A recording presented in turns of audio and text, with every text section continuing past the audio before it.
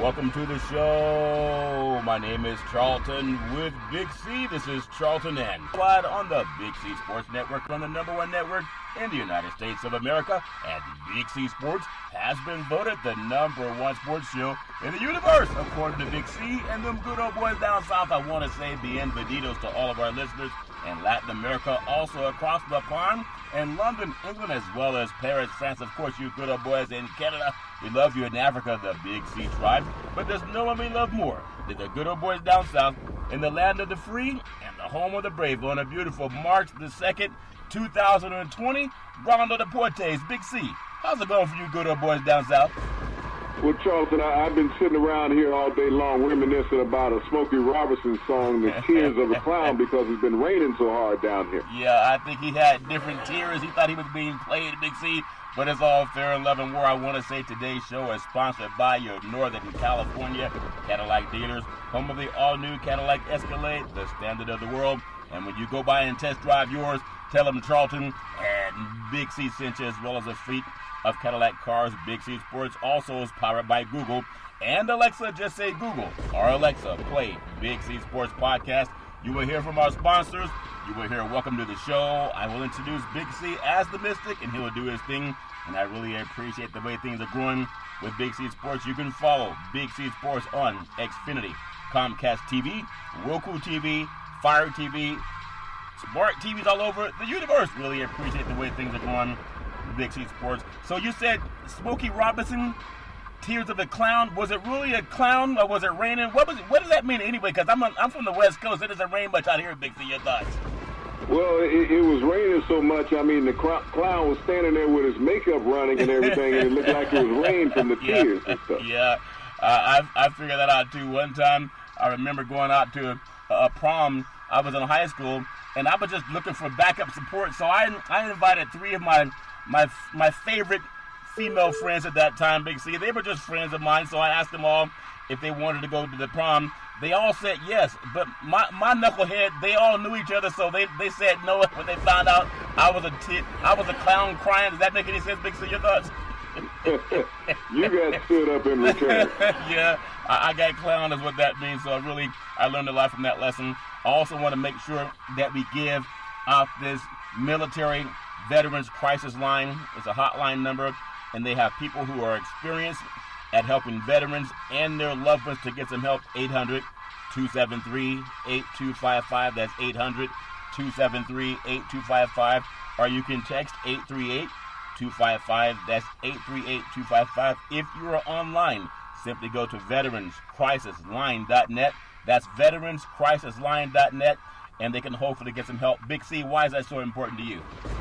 Well, Charlton, it's so important every day that we think about our veterans. As we spend our days thinking about sports and who's going where and who's signing what and who's getting traded, you always got to think about those veterans who put their lives on the line for this country, Charlton, and went out and did it tirelessly because it's what they were chosen to do. But when they come back home, they're not always given that same admiration and respect that one should suspect that they should get. So as we've seen many of these veterans, Charlton, fall by the way of this horrific disease called suicide, the National Suicide Prevention Hotline number, Charlton, is one of those outlets to hopefully help those veterans in these crisis times that they're going through and give them a voice that can listen to them. So as we give out the National Suicide Prevention Hotline number, not just for veterans, but as we think about our everyday citizens, so many of our youth, unfortunately, have chosen that horrific path of suicide, Charlton. And people think of it as an embarrassment, and it's not an embarrassment, Charlton. We have to find a way to stop it from occurring in this country, to help those families before this crisis hits them. So the National Suicide Prevention Hotline number is one of those ways to do that. Yeah, and we really appreciate giving out. That number is 800-273-8255. That's 800-273-8255. Or you can text 838-255. That's 838-255 and get some help. If you are online, simply go to veteranscrisisline.net. That's veteranscrisisline.net, and they can hopefully get some help. You know, we've been talking over the past couple of weeks, really, about the, people being, wash your hands and be safe. I know the coronavirus has had some other fatalities up in Washington State. Again, don't know what to say about it other than thoughts and prayers. and hopefully that we'll have medical people that can come together with some type of solution for that. So I just really appreciate how we are part of that PSA, that we can do our part to give out that PSA too, and really appreciate doing that. Big C, talking about tears of a clown, we all are in the same industry, and I hear that one of your friends by the name of Tony gets offered $17 million for a broadcast in a football game. Isn't it amazing how players are talking about how to stay healthy, how to get more money, how to get more medical help, whether they're playing now or when they retire, Big C. And then you have a TV commentator who never really played at the highest level in the sport. They want to pay him more than the athlete that he's covering. Does that make any sense, Big C? Your thoughts? Well, it's called supply and demand and having leverage, Charlton. Tony Romo signed a deal with CBS that's worth more than he made in his entire career in the NFL. He made $144 million while playing for the Dallas Cowboys, and now he's going to get $217 million from CBS in total in this deal. But, that deal came about because ESPN had approached him and offered him a package also. And so once ESPN offered him a package, it gave him even more leverage with CBS. Now, CBS had an opportunity to sign Tony Romo last year to a long-term deal, and they chose not to. So it's always let the buyer beware when you miss out on a sale that's out there. Yeah. And that's what CBS did, was miss out on the sale. I'm envious and I'm happy for Tony Romo at the same time. Because as we think about how the money grows in sports, it just lets you know what the broadcast companies are making and what their product is worth. Yeah, it's amazing. Now, ironically, we have this. We know the players are going to sign this new collective bargaining agreement, but think about it. What if they don't?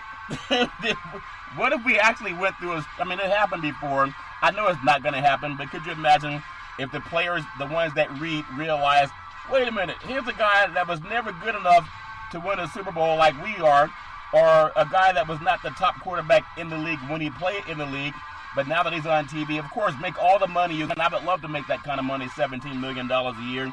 But what if the players decided, we're not going to strike because they realize a guy that couldn't play at their level is making more money than them? Then what would CBS do, Big C? Your thoughts? Well, Tony Romo's going to get paid regardless. They'll bring in staff players, Charlton, but you have to understand that the players are not going to strike. The people who are saying that they are against this extra game, Charlton, because they actually lose money in the way that it's laid out. If you think about the average medium salary in the NFL, this is the greatest show in the world, the NFL. The average medium salary is only $480,000. Yeah.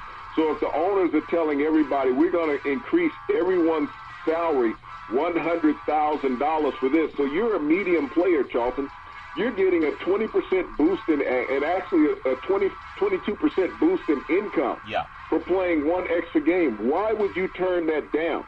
That's what the public and everyone else doesn't understand. I understand the issues about CTE and all of those things along the line as we've talked about them. But every player in the NFL is not that player, the golden boy of the team of the quarterback position, where you're making between $25 and $35 million a year. Yeah. You're that layman guy. You're that first-year rookie that, you're sitting out there with that $480,000 contract, and you're saying, like, wow, I can get an extra $100,000 for playing one more game. Yeah. And you think about veterans, Charlton. If you've played between 7 and 9 years in the NFL, they can pay you less than $1 million. They have to pay you at least $905,000. So when you think about that all of a sudden you're getting $100,000 for playing one more game, where over 16 games, Charlton, you've only made $900,000. Why would you not take that deal? Yeah, that's what Damari Smith was saying, the president of the Players Association. There's a guy by the name of Nate Soldier, New York Giants, and he was talking about the fact that he had made a lot of money over his playing years, almost $100 million if you add up all the endorsements and contracts, etc. And when you talk about some of the star players, maybe they have a right. It's like Tony Romo. Will he advocate for the other guys getting into broadcast? Many star players. Well, you think about Nate Solder. He signed a contract with the New York Giants 2 years ago after spending a decade with the New England Patriots, winning multiple Super Bowl titles. Yeah. He signed the richest free agent offensive tackle contract in the history of pro football 2 years ago, even though that contract has been exceeded. Yeah. But at that time, he was guaranteed for life income. Yeah. So he's looking out and saying, okay, everybody is not making the money that I'm making. I understand the stance of veteran players not wanting to play an extra game. But here's a guy with a 13-year NFL career saying, I'm willing to play that extra game so the guys who don't make in a season what I make in a game can make more money. Now, think about what you just mentioned. Many star players, such as Russell Wilson, I think he makes this more, he's the highest paid quarterback in the league. J.J. Watt, Aaron Rodgers, they've all voiced their disapproval of the proposed collective bargaining agreement. Now, what you just said, Nate Solder, also, these linemen, they protect these quarterbacks. I mean, you also have linemen like Watt, of course, but Russell Wilson, Aaron Rodgers, they don't need the money. I mean, everybody needs money, but it's not really affecting them at all. So why would they not advocate for the guys that they use to block for them to keep them safe, Big C? Your thoughts?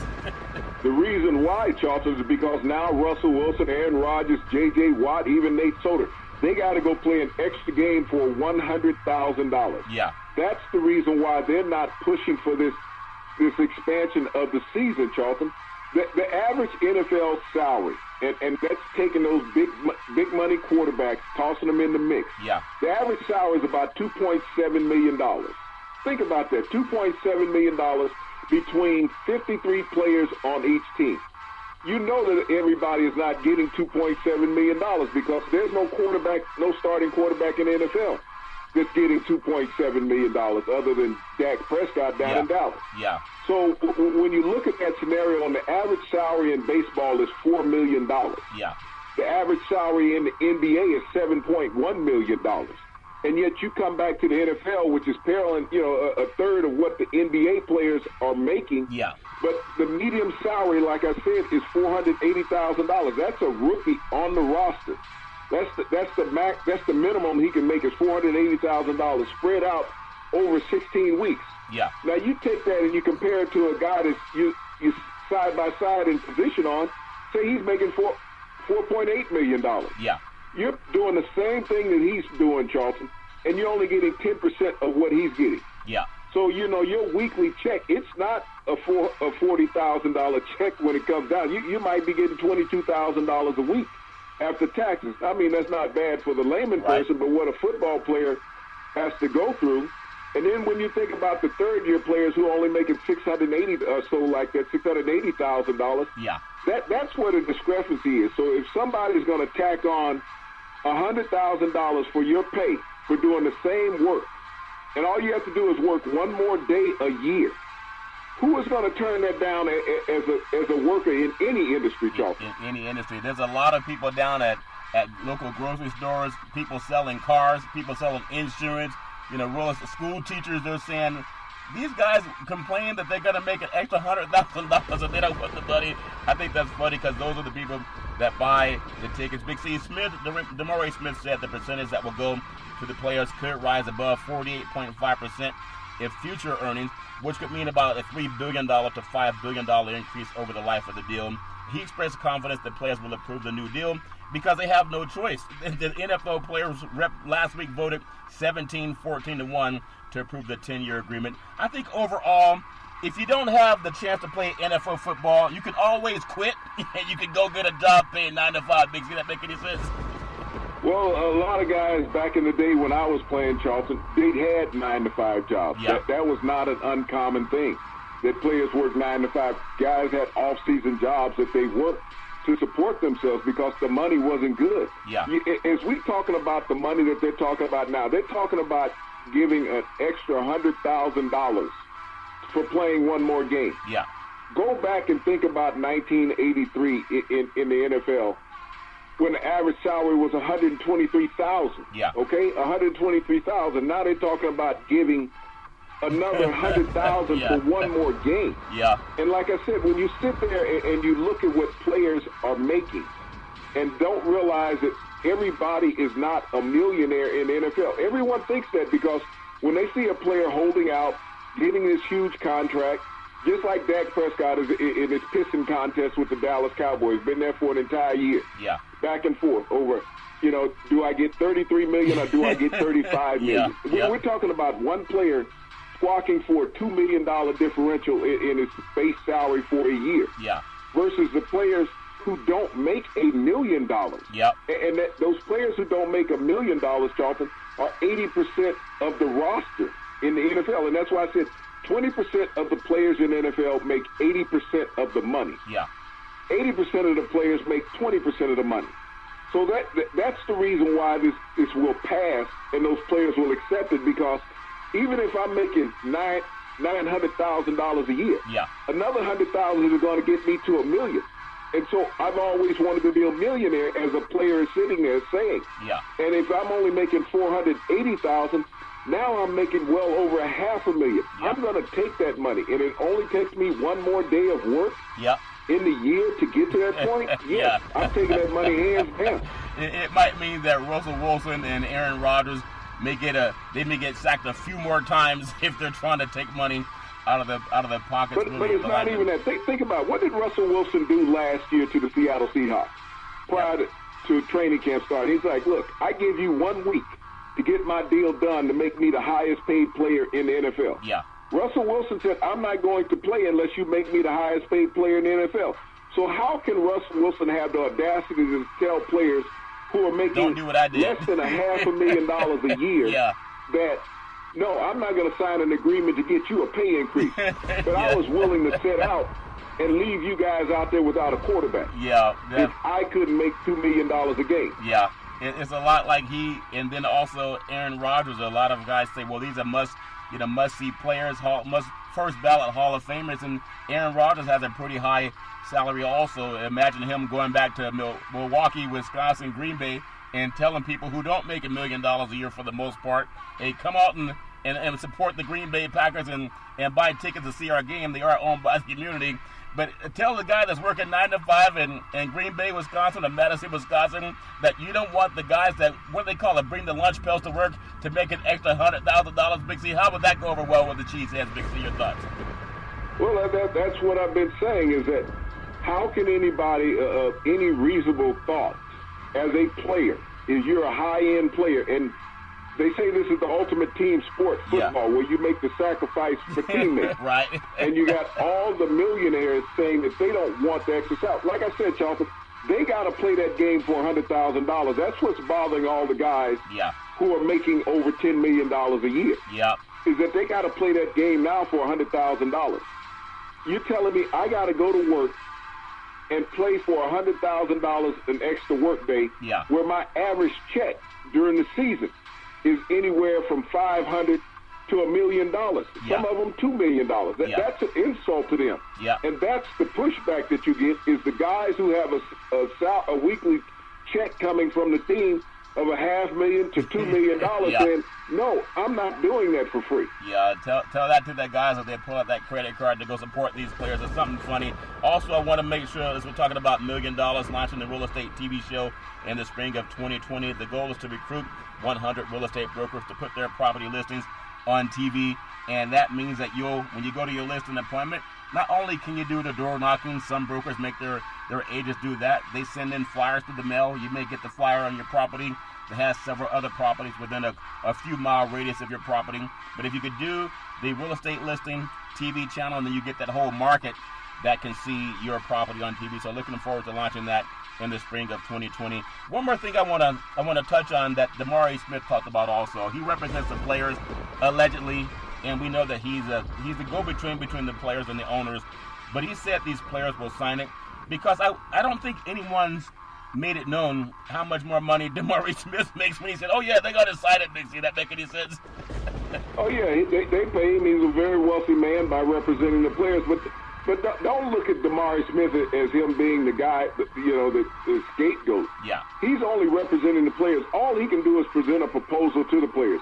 He's negotiating with the owners in good faith to get the players the optimum amount of money that he can. Yeah. And when you're increasing 80% of your union members' income, that's what he's doing. 80% of the guys are getting a pay increase. 20% are not. And it's that 20% who are saying, I don't want to play the extra game. Yeah. Because I'm already a multimillionaire. What is $100,000 going to do for me? Yeah. And like I said, everyone misses the issue of the players who are not there. That's what this is all about. It's about the players who do not have. Yeah. They do not have the guaranteed contract, like your cousin in Minnesota. They're not getting the $84 million guaranteed. Right. They're getting a contract of $480,000. And think about how many players in the NFL make $480,000. Think about how many players in the NFL make less than $600,000 for the entire season. And you're breaking that out over 16 games. They're not making a lot of money as the NFL goes, and they're in that tax bracket for $600,000. Yeah. So at the end of the day, when they got the 3 cars that they're paying for, they got the house note that they're for the house that they're living in. Yeah. And yes, they most likely bought their mom a house also and a car. Yeah. So they're living paycheck to paycheck. They can't wait to get back to training camp. I remember those days when we had players. They showed up to training camp broke to get that first training camp check. Yeah. Yep. Needing that money because they didn't have anything, and they were hiding their car someplace around town so the repo man wouldn't come get their car. Yeah. And that still exists today because players live beyond their means. Yeah. They see the first check that they get, and they think every check is like that. But those checks don't come in 12 months out of the year. And Uncle Sam, he wants his portion too. I remember talking to an athlete back in the day. He had a job playing pro sports, but when he wasn't working, in the offseason, he was a repo man, and I never forget. In fact, he told me if he wanted to repossess some cars, he just went to the guys that were on the team for a year or two, and they always had a car that cost 6 figures, and sometimes behind in payments, and he found a way to get some of that money back by repoing some of his teammates' cars. You ever know any repo guys on the football team? Big C, your thoughts? Didn't know any repo guys on the football team, but I know guys who had cars repossessed, and that's why I mentioned guys come to training camp. They were hiding their cars when they got to training camp because the repo man knew that they were coming to training camp. They could not wait to get a paycheck so that they could try to keep their cars. They putting things in hot. Yeah. But this is what people think. When we see the high-price athletes holding out, negotiating, getting a shoe contract, getting endorsement deals, that's not everybody on the team. That's why when they do those endorsement commercials, you don't see teammates in those endorsement commercials, Charleston, because those endorsement companies are not going to pay everybody, just the marquee athlete. Isn't that so? something? The marquee athlete will always not be an advocate for his teammates. As we think about, as I say, team sports, and it's all for one and one for all. No, each individual contract says that individual's name on it. Yeah. When you look at a contract and it says Judge Jeffcoat, that's what it is. It's Judge Jeffcoat. Yeah. If you saw a contract that said Michael Jordan, it said Michael Jordan. Yeah. When you saw a contract said Magic Johnson, it was Magic Johnson. And I remember when Magic signed the richest contract in NBA history back in, I think it was 1980, 81, somewhere around there. Yeah. When Dr. Buss gave him $25 million over 25 years. Yeah. And everybody was saying, how in the world can he make that much money? Yep.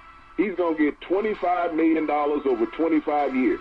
Everybody thought that was the skies were the limit at that time with Magic Johnson, that nobody would ever make any more money than that. Yeah. $25 million is a commonplace now for a starter in the NBA. Yeah. That's the starting point for a superstar. Yeah. And Magic, he had that spread over 25 years back in 1980, 81. So as we look at how the growth of money has gone in sports, you look at these stadiums. I know you talk about the stadium out there in Los Angeles where they're spending $4 or $5 billion on that stadium. Yeah. That, for what? You put that much money into the stadium, that means that the owners have money. Yeah. And that the fans are going to pay the exorbitant prices to come into the stadium. Yeah. So the players are trying to get a little bit of that revenue back themselves. Yeah, you know how funny and it's all fair in love and war, but I remember J.J. Watt, I think he was up for one of the NFL, Men of the Year when they had the flood down in Houston, and I think they raised over $30 million in getting people to donate to various agencies that would help people. So now here's J.J. saying, wait a minute, here's a chance to get some of my broke brethren on my team extra $100,000, and he said, no, is he still going to be NFL Man of the Year, Big C? Well, you got to understand, would you want to go to work for less?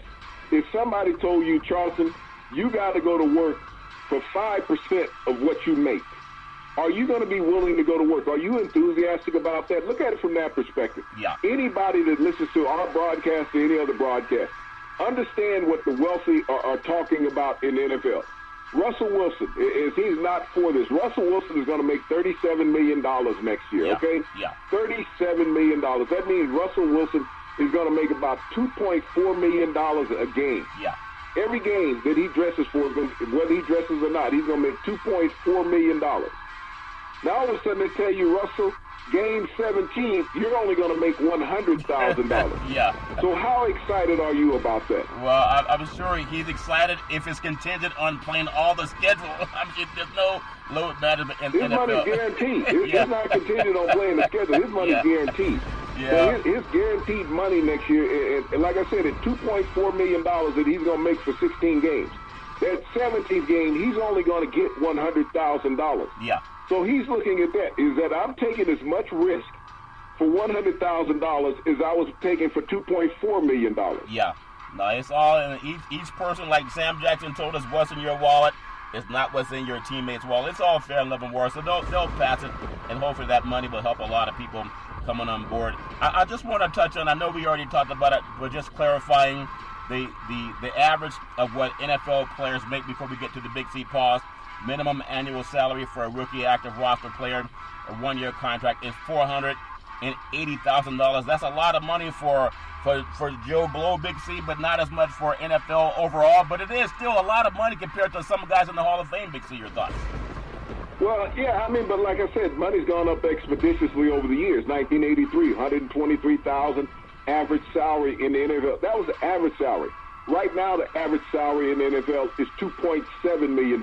Yeah. So if you look at how money has risen in the NFL over the last 37 years, you went from $123,000 average. So think about if the average was $123 and 83, Charlton. Yeah. That there were guys in the NFL making less than $40,000 a year. Yeah. A lot of guys in the NFL were making less than $40,000 a year to play a 16-game schedule. And now that average salary is $2.7 million. So look at the large expeditious growth that they've had in 37 years in the NFL. Yeah. Where the average salary has gone up, $2.5 million. Yeah. The average salary in 39 years, no other industry has risen like that. Yeah, and it still pales on what the baseball players and the NBA players. Isn't it amazing? Well, the NBA, of course, they play more games as well as baseball plays more games than NFL players. Well, think about it. The NBA plays 82 games. Their average salary is $7.1 million for 82 games. Yeah. Baseball plays 162 games. Their average salary is $4 million. But neither one of those sports, Charlton, has the wear and tear on the body as the NFL does. Yeah. Neither one of those sports has the turnover ratio in roster as NFL does. Yeah. All these jobs are volunteer. No one's going to force them. It's not like the draft. It's right to work. When you think about a professional league, it's the right to work. Yeah. You work at the owner's discretion. Even though you have a union, yep. You work at the owner's discretion. When they choose to move on from you, other than in baseball and some NBA contracts that are guaranteed, especially in football, they move beyond you. That's it. When they say you're cut, there's not another paycheck coming next month, next week, or even tomorrow. Whenever you walk out of the locker room with that date, that's it. Yep. They make sure they got. But it's a great business. Anyone complaining about making extra $100,000 or having to work 3 hours for $100,000, maybe they're a little bit jaded in the first place. We're going to take what's called the Big C timeout, also known as the Big C pause. When we come back, we're going to talk more about money and also for players trying to get into college even. What's it take to get your kids recruited? Sometimes you got to do a little bit on the side. We'll take the Big C timeout. We'll be right back in just a moment.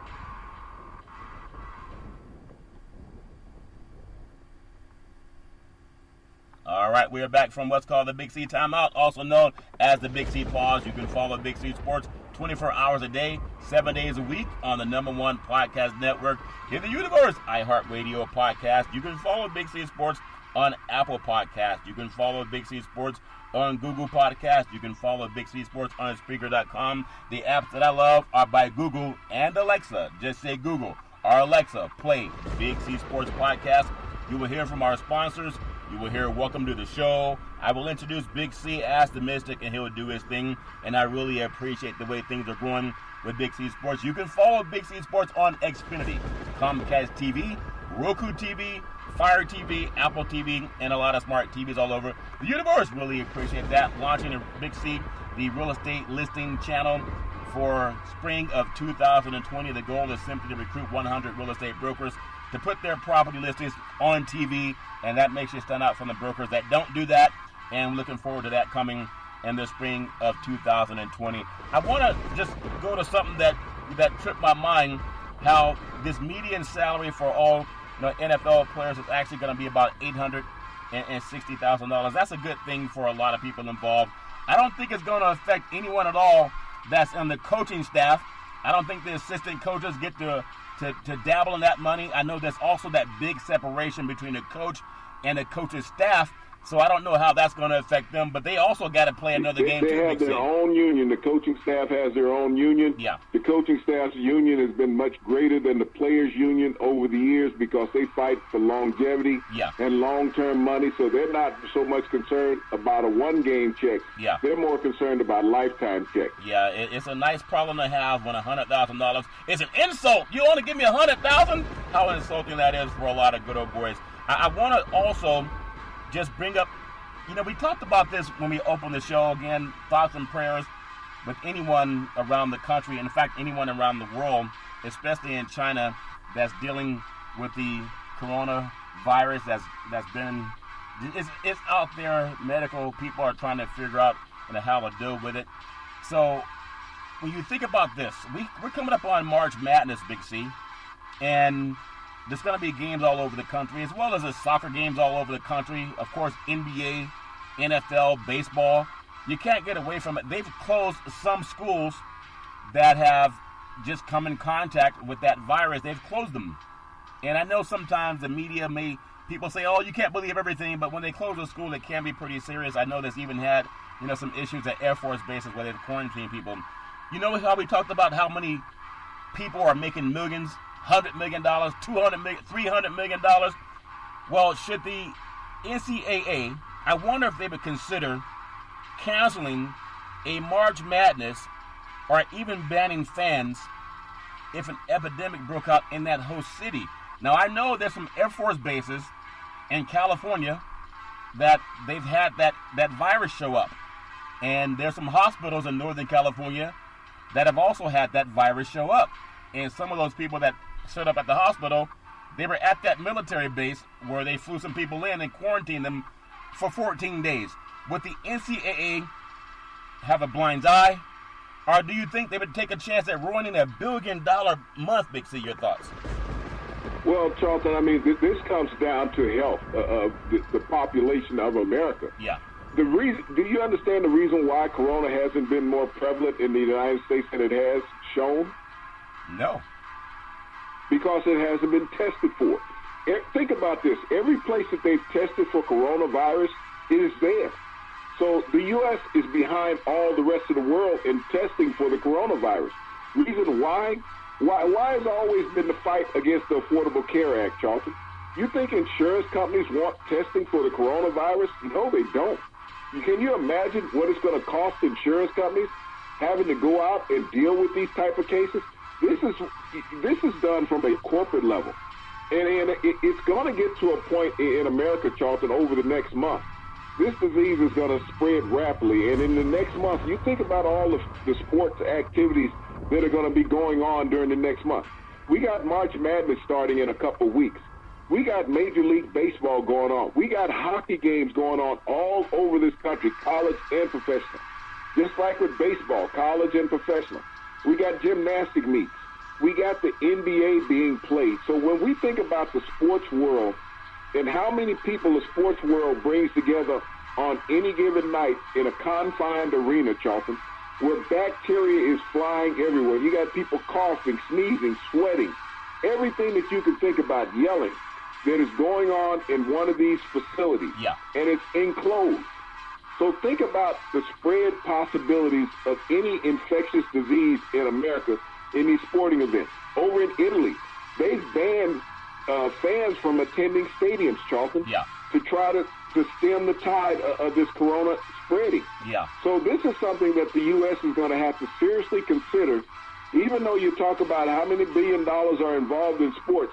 How many lives are involved in sports? And if some infectious person comes into these arenas, think about the catastrophic effects that can come from that. Yeah, and that's a good point you bring up too. I know there's some MMA fighting happens all over the world. There's guys that fight on every continent, and then they fly over where they can make money. Even if we look at what happened with I don't know why. I mean, I know why, because of money. But when you look at the fact that we're going to have Deontay Wilder and Tyson Fury Part 3, so these guys are going to have, 3 fights within a matter of a year and a half? Now, fighters fight and train with guys all over the world. There's a lot of body fluid. Something that was gross that I saw, Tyson Fury was trying to lick the blood off of Deontay Wilder. I guess it looked like he did on TV. I don't know if he licked it or not, but what a gross thing to do. But you have boxers that fight all over the world, Big C, and a lot of these guys, they don't have access to the best medical treatment because some of them are fighting on their own dime, and they travel all over the world. I don't know if we've seen the worst of this yet, but I know there's a lot of people in the scientific community that say it's not a matter of if but when. Big C, your thoughts? Well, you have to go through stringent physical testing, Charlton, prior to having any type of professional fight. You have to go through blood work and everything else. So you have to pass tests. I remember there was a heavyweight fighter years ago. He was John Wayne's nephew, and I know his last name was Morrison. His first name eludes me at this point. He was out of Oklahoma, and he was found to have HIV. So he was banned from fighting any longer professionally, Charlton. So, and that came from the stringent testing that all these state athletic commissions put forth to any fighter that's going into the ring. You're not going in there with a blind eye. You have the best of medical technology looking out because you're dealing in a pathogen sport. Yeah. Anytime that you're dealing in physical contact, every athlete goes through stringent background checks physically. Well, athletes do, but as you mentioned, fans don't. And if you're contagious by being in an arena, let me just ask you this question. Because Tyson Fury and Deontay Wilder, they're going to fight again, I believe, coming up in July of 2020. And they'll make a lot of money based on that. But, you know, there's so many people that come into contact with other people. And we had this scare before, and it never really came to fruition. I think it was called bird flu, and people were doing the same thing. But they found a way to deal with that. At least we're told they found a way to deal with that. So even if the fighters get tested, you have 17,000 people in an arena, and they're not coming through any type of stringent test to see if they can pay that money to get inside and watch two guys beat each other up. So that to me just says it's out there. I mean, we can't put our heads in the sand about it anymore, especially when hospitals are even, quarantining some of their staff. I just, hope that people can keep informed and hope for the best. But the best means we need a vaccine. And I'm hearing from medical experts, that's about a year away, Big C. Your thoughts?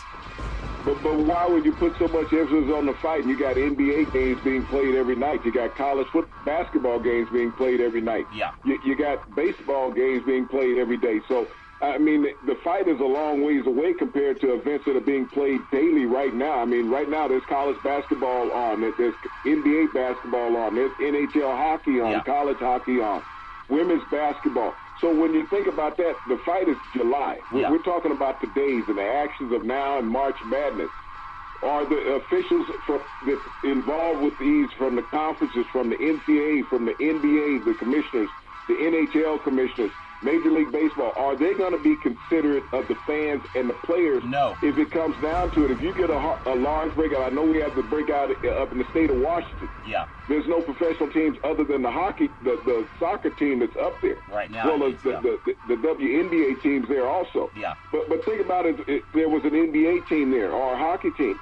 And there's going to be another state. When you think about the two largest states, Charlton, in the U.S. that have the most flights from the Pacific Rim, that's the state of California, the airport in San Francisco, and Seattle up at SeaTac. Yeah. Those are the largest two international airports as far as the Asian Pacific Rim coming into America. And you see where the outbreak has been. Yeah. They tested up in Washington. They've had 6 deaths up there, plus all the cases that they've had. Yeah. They've had them in San Francisco, and they've come out of San Francisco and going into the central part of California to be quarantined. Yeah. So are those health officials in those states, are they going to be considered of the people that come into those arenas, the NBA, college, about protecting them? The hockey there in San Jose, yeah. Are they going to think about protecting them and keeping them out of the arena? The answer, not just the boxing, which is months away. We're talking about right now. Yeah, and the answer is no. No one's talking about it but us, really, Big C. They're told to just put their heads in the sand. But I want to just get on, as we talked about, and hopefully medical science will solve that problem. We know we got to touch on that. I know Deontay Wilder and Tyson having another fight right away. To me, it feels like it's a bit too soon. I know they're going to get the money. I know ego can make a man do foolish things, because how do you relearn something in 6 months that you haven't learned in your whole life of 30 plus years, even plus 10 years of boxing? And it seems to me that either he's not listening or it's a fiasco and he'll win fight 3 and we'll have fight 4, if that makes any sense. Big C, your thoughts? Well, Charlton, how often do MMA fighters fight? I mean, you get knocked out in MMA and you're back in the ring in a month. Yeah. You got to understand where boxing is trying to get to. Boxing is trying to get back to the platform that it once was. You think about the first fight that they had. That fight was in Los Angeles at Staples Center yeah. when they fought to a draw. They took fight number 2 to Las Vegas, which had all the electricity. And when you fight in Vegas, that's when you've arrived as a boxer. Yeah.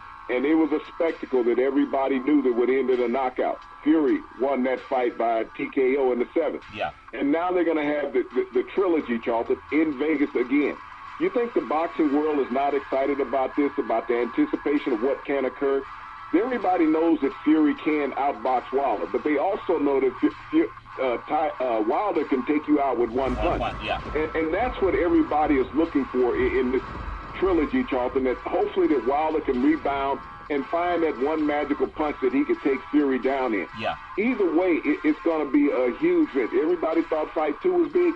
This is going to be even bigger. And when there was nothing going on to compete against this fight in July, when you think about that, the NFL hasn't started, college football hasn't started, the NBA is over. They have nothing to compete with, hyping up this fight in July in Las Vegas. Well, there's also XFL football, Big C. If you can get into that, I mean, a lot of people still digging that, but everybody's... It will be over by then. Yeah. It's only a 10-week schedule. Yeah, a lot of people have a lot to fill in, and they'll find ways to fill it in. Speaking of filling in and dropping them in the bucket, I want to step down to the role of college basketball. The Oregon Ducks, the guard is Sabrina Iyonshu, on Monday became the first college basketball player, men's or women's, Big C, to collect 2,000 points, 1,000 rebounds, and 1,000 assists in the career. She also recorded her 26th triple-double. And, Oregon's one of the top 3 ranked teams in college basketball, so she's also going to be part of this March Madness run. What a stellar college career, and then the future looks bright as she'll definitely have a chance to make stardom in the WNBA. But those are great numbers, Big C. Your thoughts? Oh, she'll be the first player selected in the WNBA. And when you think about the stellar career that she has had up at the University of Oregon, Charlton, and she, set that record, on Saturday night at Stanford when they played the final regular season game of the season. But to be able to have numbers like that and to be able to do it with class and character. I mean, when we think about men's basketball, we're always hearing about something going on, scandals going on, schools being put on probation. Did a player get, illegal, donations given to him? But when you look at the women's side, and I've always admired the women's game because it's a game of character and fundamentals. Yeah. And to see this record being set by a woman, the first in college basketball history, to be able to do that, what a proud moment for collegiate athletics. What a proud moment at all. It all makes a lot of sense. Really wish her nothing but the best in the University of Oregon. Big C, I want to just, in coming off of that, I know a lot of colleges, actually a lot of high school players, they are getting ready for their senior, graduations coming up in the month of May for many people all over this great country. And as we talk about the student athlete, how does a student athlete get recruited for college admission? And I want to just speak out for parents that maybe their kid may not be the top 100 in football, basketball, or baseball. They may not be that at all on the men's and women's side. But there are things that parents can do to help their kids get into college. FAFSA's due today, and that's to help see if parents can qualify for some help for their kids getting into college. But college coaches are not everywhere at all times, and they actually do not see most of the high school student athletes. So how do you get noticed as a college or by a college if you're a high school student athlete, male or female? I just want to give out some thoughts and then get your opinion on it too, Big C. always be in touch with either the Amateur Athletic Union, known as AAU. I've been a part of that for about 4 years. Select teams or traveling teams to see if they need players. Often they have upcoming events, and they need players because some coaches and scouts are at those events. You can't just wait on the university to find you. Go to the AAU events, and oftentimes they'll go there as opposed to going to 7 different high schools. They'll go to one game that has 7 high schools come there. So that's always an opportunity for people. Of course, you got to have the grades, Big C, but use the websites of the college teams that you want to play for or attend school for, and they'll know who you are. You can ask for them to send you some information on their athletic program and academic requirements to get in there. Big C, that make any sense? Your thoughts? Well, it's always been that you have to go to class in high school. That's number one. I mean, when kids think that I'm just going to go to college and play, I've seen some of the greatest athletes ever not even able to qualify for high school to play. But they played because they were in high school, but they definitely didn't have a chance to get into college. So I think, you jumped the gun when you said start contacting. First of all, you got to make sure you got a qualifying GPA to get into whatever particular school you might be looking at. Yeah. But then you also got to have the athletic ability to play at that level. That's number 2 on the list. First is academic, athletic ability. I mean, it's always been that players sent out tapes. I remember the first school that recruited me. I didn't know anything about it. I had a teammate in high school send a tape to them. They called me and offered me a scholarship. Yeah. They didn't want him. They wanted me. Yeah.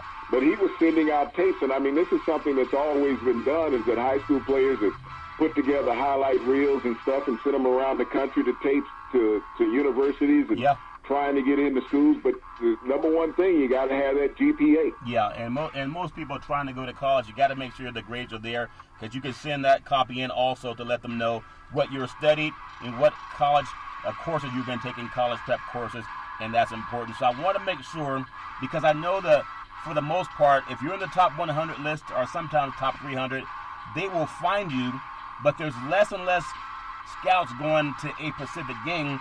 They go to these 7-on-7 drills for football or the AAU competition for basketball. So really want to make sure that we let that be known. I also want to touch on, college basketball with March Madness. I'm excited about that. There are a lot of teams getting knocked off. Maybe they're trying to do what's called load management going into it. But Kansas right now is the unanimous number 1 in the top 25, and Baylor is down 2 spots to 4th. So right now it's kind of an up and down season for a lot of teams. I think about the Kansas Jayhawks. We make fun about why do people go to Kansas? There's nothing really out there, but they know something that they're passing around that makes people want to go there. They're always having one of the top college programs. Big C, your thoughts? Well, Kansas has always been on the upper echelon of college basketball, and especially dominating the Big 12 over the past couple of decades. When you think about having a fit, though, a lot of kids, when you go to school, you're looking for a lifestyle at a university that fits you. Yeah. I mean, all schools don't fit everybody. A lot of people like to get away from the big city environment to go to a place where they can concentrate on their studies as well as their athletics and not have all the detractors of a larger city. Yep, that's true. And so we know, just like we're saying, you don't have to wait for the schools. There's things called walk-on. And you can walk on and you can get the chance to compete, and you may beat out guys that were being recruited. Gonzaga coming in number 2 with Dayton, Baylor, and San Diego State rounding out the top 5. The Aztecs, and then number 9, Maryland, number 18, Iowa, were the only other teams to hold their place after a week in which 9 top 25 teams lost to unranked opponents. It's amazing how we've seen so much in talking about AAU. There are times when these kids play against each other anyway. So by the time one goes to Kansas or one goes to a smaller program, maybe a San Diego State or a Utah State, they may be just as good. But if you're not being recruited early, then sometimes it takes a little bit longer to find them. So we look forward to March Madness happening, and I know it's going to be exciting.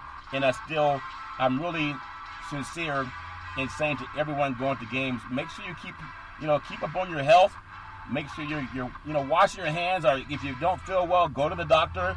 Don't wait for someone to tell you that you can or cannot, go to an event. I think that's really important. Big C, I want to just touch on, I know a few things happen in NBA basketball, and I was so excited to watch the Zion Williamson against LeBron James just over the weekend, and was really impressed with that. But the game that I liked the most, Zion had a great game. He had scored in the 30 points like it's a handshake nowadays, even outscored LeBron James. but the Lakers did get that win. He's going to be very difficult to stop as he gets more experience under him. But the NBA, when you saw the Houston Rockets go into Boston and knock off the Boston Celtics, it was just a miraculous game where Boston had a chance to tie it because of a rebound of a missed free throw, and they knocked down the game-tying shot with no time on the clock to go to overtime. But that small ball that the Houston Rockets, it looks to be working, at least for now. Big C, your thoughts? Well, small ball, like I said, is not new to the NBA. It's been around. D'Antonio did that when he was down coaching the Phoenix Suns when he had Steve Nash as back-to-back MVPs in the NBA. And people were wondering why, because they ran that breakneck style of basketball. He used a 6'8" center and Amari Stoudemire in that team, just like he has in Houston. You're running it with a 6'7" center. And if you go back to the Golden State Warriors over the last 5 years, up until recently, Charlton, they played small ball. People think that when Kevin Durant came in, that was something new. They had already played that style of basketball. When you looked in the fourth quarter, they had Andre Iguodala or Draymond Green playing center in those games. And when you go back to the Chicago Bulls and their last 3 titles that they won back there, Dennis Rodman played center on those teams, Charlton. The small ball is not new in the NBA. Yeah, it's not new, but it is something recent that is, when Houston gets rid of Capella and they were challenging the last couple of years, this might be the best team because Westbrook and Harden are really tough to stop. When we look at some of the players and the teams that are just dominating right now, Milwaukee Bucks in the top spot, the Lakers are the top team out west. I look at people talking about MVP. There's a lot of talk about Giannis and then also LeBron James. If you look at the Lakers and the Clippers out in the West, you'll still have the Denver Nuggets. Houston's going to be tough to deal with. I really like Boston the way they're playing in the East as well. And so no matter who you like, I'm just going to run down the top 10 before we come to a close on today's show. Milwaukee Bucks, number 1 in the power rankings, followed by the LA Lakers. Number 3, the LA Clippers. And that might even be reversed by the time the playoffs get here. The Toronto Raptors, defending world champion Toronto Raptors, number 4. Coming up into the power rankings. Number 5, the Boston Celtics. Really, they've had a close loss with the Lakers and also the Houston Rockets, 2 West Coast teams. The Houston Rockets, I would put them right there with Boston, 5 and 6. I'm going to put Houston ahead of Boston since they beat them in Boston at TD Gardens. Number 7, the Denver Nuggets, followed by the OK City Thunder, number 8, but they were blown out over the weekend, Big C. The Miami Heat at number 9. And the Philadelphia 76ers, man, they have to find a way to get some chemistry. Or you think they booed Santa in Philly? They might boo the 76ers too, Big C. Your thoughts? Well, that means you'd have to put the Memphis Grizzlies over the Los Angeles Lakers because they blew them out over the weekend. So, I mean, you can lose a game, but just one game in the NBA is not going to change your power structure. It's just like the best player in the league, Giannis. Everybody was raving about LeBron and Williams going at each other in New Orleans last night, Charlton. But Giannis blew away the NBA when you think about what he did in 39 minutes last night. Scoring 40 points, having 20 rebounds, and 6 assists in that game, Charlton. He proved that he's the show to see in the NBA. Well, he may be the show to see, but we'll see what happens when he gets to the playoffs. It's all fair and love and war. I really love what we're doing with Big C Sports. You can follow Big C Sports 24 hours a day, 7 days a week on the number 1 podcast network in the universe, iHeartRadio podcast. You can follow Big C Sports on Apple Podcasts. You can follow Big C Sports on Google Podcasts. You can follow Big C Sports on Spreaker.com. You can follow Big C Sports on Xfinity, Comcast TV, Roku TV, Apple TV, Fire TV, and a lot of smart TVs all over the universe. Really appreciate that. Launching a real estate listing channel spring of 2020. Really looking forward to that. Big C, back in the day, there was a man by the name of Drew Boudini Brown. He was known as Muhammad Ali's right-hand man, and he would always tell Ali, with all you got to use, how can you lose? Rumble, young men, rumble. Big C, what are you looking forward to in the sports universe? Well, Charlton, even though we didn't have a broadcast on the last day of Black History Month, I want to celebrate the first day of the week, the month, Monday here, Charlton, with a congratulations back to Wilt Chamberlain 57 years ago when he was the only player in NBA history to score 100 points. He did that on this night 57 years ago in Madison Square Garden, the Big Stilt. The big stilt, man, you can be the big stilt, and you can also score 100 points, but I'd rather be mad that they only offer me $100,000. I want to be $17 million like Tony Romo. You can too, every Monday through Friday at 5 and 6 p.m. worldwide when you follow Big C Sports on the Big C Sports Network, on the #1 network in the United States of America, and Big C Sports has been voted the #1 sports show in the universe, according to Big C and them good old boys down south. As we always tell you, that's never, ever an excuse for domestic violence. If you know any man or woman going through that garbage, just pick up the phone and call 911, because no man or woman should ever have to go through that garbage all on their own. And as we always tell you on every Big C Sports show, we thank you, we appreciate you, and we hope that you have a super fantastic day.